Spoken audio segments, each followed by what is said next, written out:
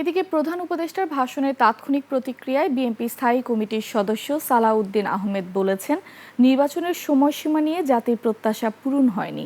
সার্বিক বিবেচনায় জানুয়ারির মধ্যে নির্বাচন হতে পারত।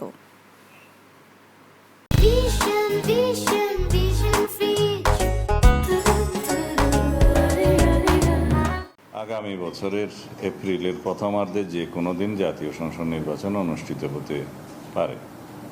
এই বিষয়ে আমাদের প্রতিক্রিয়া হচ্ছে যে জাতির প্রত্যাশা পূরণ হয়নি।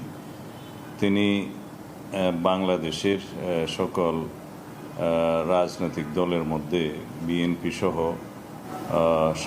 আমাদের সমমনা এবং যুগপৎ আন্দোলনে যারা শরিক ছিলেন তারা সহ গণতান্ত্রিক রাজনৈতিক শক্তিসমূহের অধিকাংশ দল, 50-এরও অধিক দল ডিসেম্বরের মধ্যেই নির্বাচনের দাবি জানিয়ে আসছিলেন দীর্ঘদিন থেকে। আমরা যৌক্তিকভাবে ডিসেম্বরের ভিতরেই নির্বাচন অনুষ্ঠানের জন্য আমাদের বক্তব্য সবসময় উপস্থাপন করেছি, যুক্তি সহকারে এবং বিভিন্ন কারণ দেখিয়ে।